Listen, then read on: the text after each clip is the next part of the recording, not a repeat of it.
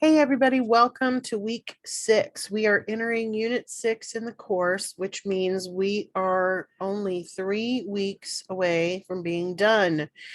This week is a good week to get caught up if there are things that you have not turned in from previous units, or if there were revisions that we've talked about on previous units.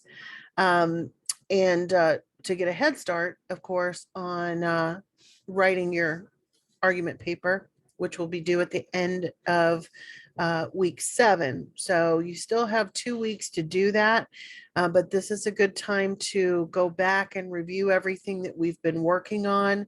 Some folks have asked really good questions, so I want to talk a little bit about that before we launch into our normal weekly walkthrough. So one of the things that you want to be aware of in ENG110 is that the assignments, especially those in weeks 4, 5, sorry, my brain went dead there for a minute. 4, 5, and 7 all are related, but they are not identical. In week 2, you were given an article and you wrote a paragraph in which you cited a quotation from that article. In week 4, you were asked to go ahead and choose a topic that you're going to use for the rest of the term with the argument topics. And you were to write 2 paragraphs, one on each of the 2 sides of the argumentative topic. So it was called the pro-con assignment, but I think it's helpful to not necessarily think of it as pro and con, but as 2 sides of the argument. Because if you are taking what would normally be called the con side, that shouldn't feel like a negative thing. That's your position on the argument. So the pro and con assignment was 2 paragraphs. And in this case, you had to find your own research, but you will be able to use those same 2 articles that you found in your argument essay. You will need additional research though. So that's something you can also be thinking about working on this week, is gathering some additional resources that cover one or both sides of the argumentative topic that you're already working on. In those paragraphs, you were asked to include some research, but not directly quoting it. You were asked to either summarize something from the articles that you read, or you were asked to paraphrase or put it in your own words. And you were still asked and required to cite those sources. Citations take place in 2 different places. One is, of course, on the references page. And with an APA paper, we have APA citations. They're double spaced. They have a hanging indent. They look very much like a bibliography would in any kind of style of writing. They're in alphabetical order, and they should all come from the library. We really should not be using any internet sources, websites for this particular paper. The other side of the citation, and this is really honestly the hardest part, is those in-text citations. Every single time we quote or paraphrase or summarize from research, we have to include the in-text citation. That is basically shorthand. It goes in parentheses, and it usually contains the author's last name or names if there's more than one author, and the year. If there is no author, then it includes the title, because that's what would come first on the references list.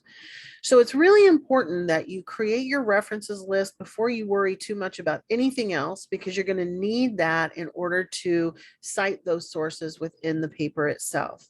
So this week, as you are hopefully getting some head start working on the argument essay, as you're finding resources, you should be putting them in a references page and saving them.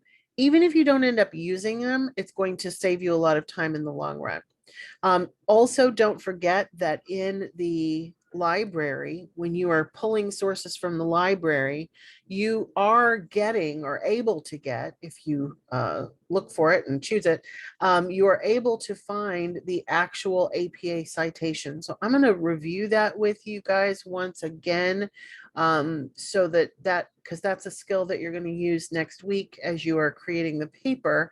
But it's something that you can be proactive with as you are looking for sources. So let me take a quick look at let me do some sharing here. Two things to open. And one is, of course, the document. This is a Word document. Now, I would highly recommend that you use a template. And I'm going to open one here.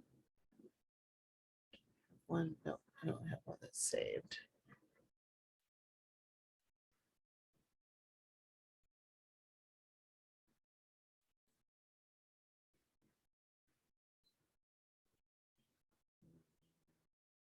Where is my best one here? Oh, I think.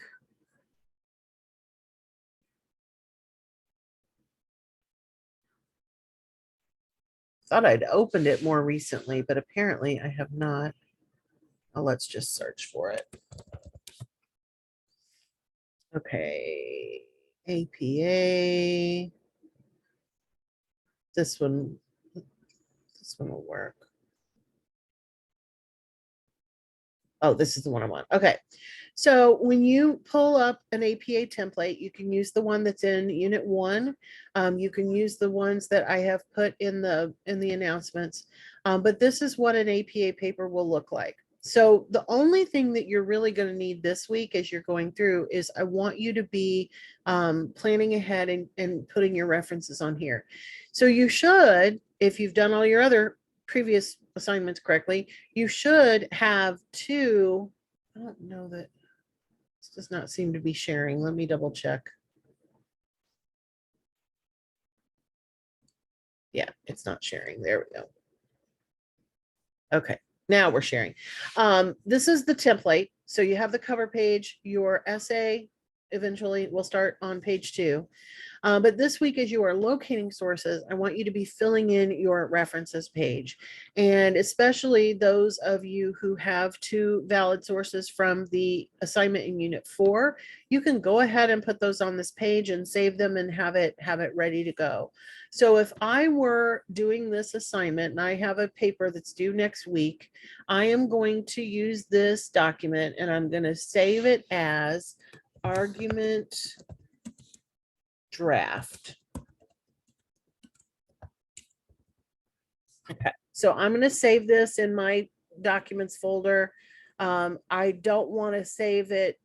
I don't want to just save the template. I want to keep that template where I can use it all the time, but I'm going to put some sources in here. So that's why I wanted to go ahead and have it. Okay, so let me double check and make sure. I don't think we're sharing. Okay, I want to share both of those. All right, we should be good now. So here is the course, and I'm going to use the library to find a couple of sources just to be able to show you and put things in our sample there. So let me go. I actually need to get out of the preview because I need this link. Nope, not that one. Library. Clicking too fast. All right, so I am not going to use any of the term or any of the searches that we are using, but I just want to show you how to locate those APA citations and put them in your document. So let me just pick a random topic. I'm going to choose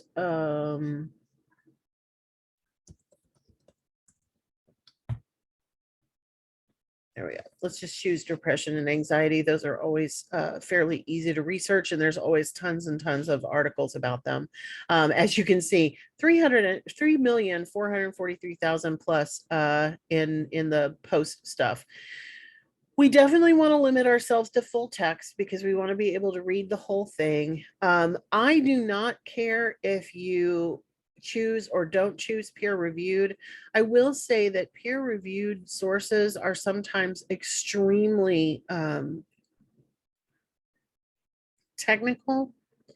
So sometimes using non-peer reviewed but still good sources can be really important. But for our purposes, I'm not even really going to look at the articles. So I'm just going to take the first couple here and show you how to find the citations so that you can put them in your works cited, your references list. So this is an article that I want to cite. So in the article, I click over here on the citation button and I need the APA one. So that's what I have right here. I'm going to Control C to copy that. And then I'm going to go back to my Word document here. And I want to paste, but I want to match the formatting because I want to keep it in this font, this size, and with that indent, the hanging indent. So I'm going to do match formatting. Oh, it did not match my formatting. Here's how you change that. If you have a situation like this where it doesn't give you that hanging indent, you can highlight the whole thing and you can click the lower triangle. I don't want left margin. There we go. I just want the hanging indent and I move it over. The other way that you can do that is in the paragraphing menu. So I can click here and I can go to line spacing options, and then under indent, hanging is one of the choices. So I can also choose that. If it's hard for you to click and drag, sometimes using the menu makes it a little bit easier. Okay, so there's a source that I might use in my paper. So let me pull a couple of other ones. Let's just choose this one. Again, I'm going to choose the cite button, scroll down to where it says references, and you'll notice that this one has a URL at the end of it that has the designation DOI. The other one did not have that, and one of the reasons why that's the case is that we only use it if it's the DOI. So this one would have had a different URL, so you notice they didn't even give it to us. Now, a couple other things about APA citations that you should know. I don't really expect you to do a lot of changing if you're pulling the correct citation from the library, but technically APA does not use what are called traditional title capitalizations or title caps. So if I really wanted this to be 100% right for APA,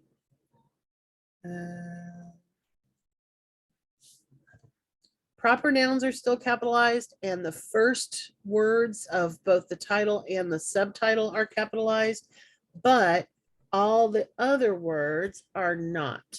So you do not have to necessarily go through here and do this, but it could be at some point that you are asked, to super adhere to APA.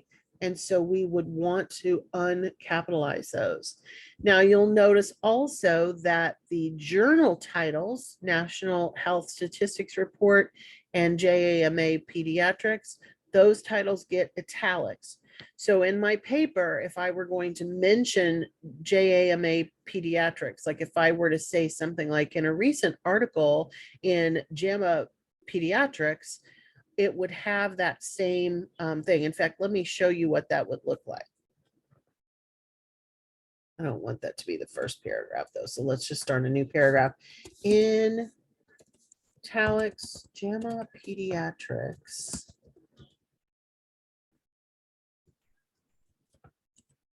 And then non-italics, the authors' names, Gleason and Thompson.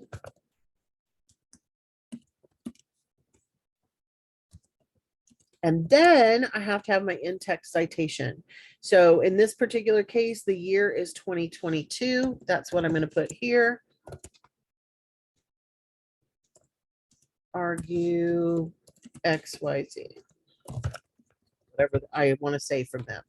That's how you do the in-text citation.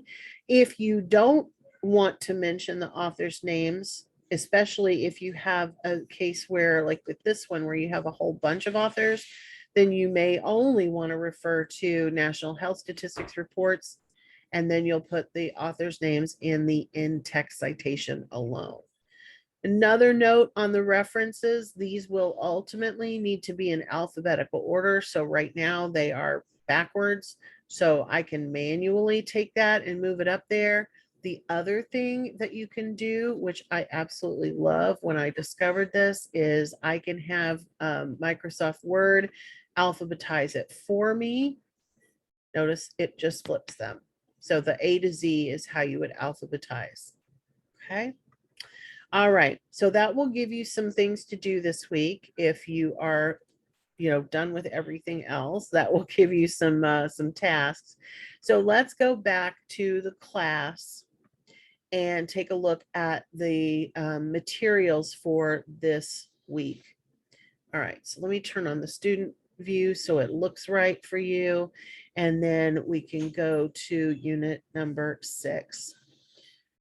One of the things, of course, that's going on right now is we are getting near the end of the term. So that means it's time to schedule classes and think about what you're going to be taking for the next term. So there's a reminder about that in this week's unit. You're also going to be reading a lot more about an argument, because we are getting ready to work on that full argument paper. There are 3 kinds of proof that we use when we write for argumentative purposes: logos, which is logic and fairness; ethos, which is reliability and credibility; and pathos, which is showing that emotional connection. So you're going to be learning about those a lot more. And then, of course, you're going to be finding that information in the readings and resources. You've got an article here, a fairly short 3-page about writing an argument. You've got some interactive stuff to help you in terms of writing transitions. You've got 2 things to read from our text about writing and rhetorical arguments. And then you've got some videos on rhetoric that will help you prepare for not only the paper, but also the assignments for this particular week. So as usual, I just want to remind you that you need to learn before you earn. So please make sure that you go through and study all of the readings and resources before you start doing the assignments that will earn you some points. The first one is a rhetorical appeals analysis, and you're going to be choosing an advertisement. An advertisement would need to be either a TV commercial or a print ad that you might see in a magazine or on a billboard. You can choose any advertisement, but you need to provide us with a link to that advertisement. So if it's a TV commercial, your best bet is to maybe check YouTube if there's a commercial that you find interesting. In fact, I can kind of walk you through how to do that. Let's say one of my favorite ad campaigns lately has been the Mayhem guy, because I just love that actor. So I'm just going to search for Mayhem commercial, and I can choose any one of these. This is an 8-minute and 45-minute, 8-minute and 45-second video. So this is a bunch of the advertisements, but you can tell 31 seconds, 31 seconds. These are the individual advertisements. So if I were going to write about this one, for example, I'm going to and I've gone from 0. Share that link when I write my discussion board. So make sure that you have a physical link there to the advertisement itself. Now, if you want to do a print advertisement instead, there are lots of great websites with advertisement examples. Advertisement examples. Let's use this one. And of course, some of them you can just look at the visual image and go from there, and that's absolutely fine. There are also a lot of good web articles that kind of compile different ads for you. So that can be kind of helpful, because then you can have more than one to choose from. Let's click on this one. So this one has a bunch of print advertisements that you can talk about and choose one, like this one, for example, from Norwegian Airlines. So for this, if you were going to use one of the print ads on this page, you would need to copy and paste this link, the URL, into your discussion board. Basically, whether it's a print advertisement or a TV advertisement, we need to have a link to it. So you need to make sure to save that as you're finding them. Once you have chosen an ad, you are going to analyze it for those 3 types of appeals that you're going to be learning about. What does the advertisement do to logically sell you the product or the idea? So the logos, the logical aspects, the statistical things, the pricing, the tangible logical things.